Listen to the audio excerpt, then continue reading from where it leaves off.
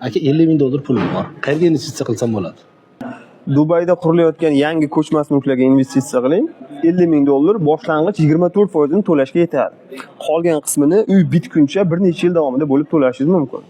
Aka Dubayda ko'chmas mulkka investitsiya qiladigan bo'lsam, foydasi kamroq, ya'ni yillik 7-8%. Buncha qoplamaydi-ku. Qoniqmayman bunaqa foydalarga.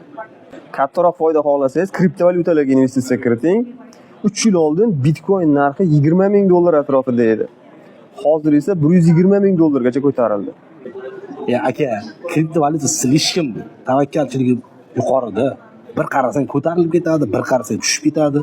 Qancha odamlarning pul yo'qotganini eshitdim. Juda xavfli-da bu. Eng yaxshisi aka o'sha $50,000 pulingizni uyingizda, sandig'ingizning tubida bir 10 yil saqlang. 10 yildan keyin iPhone 26 chiqadi. Yangisidan bitta olasiz.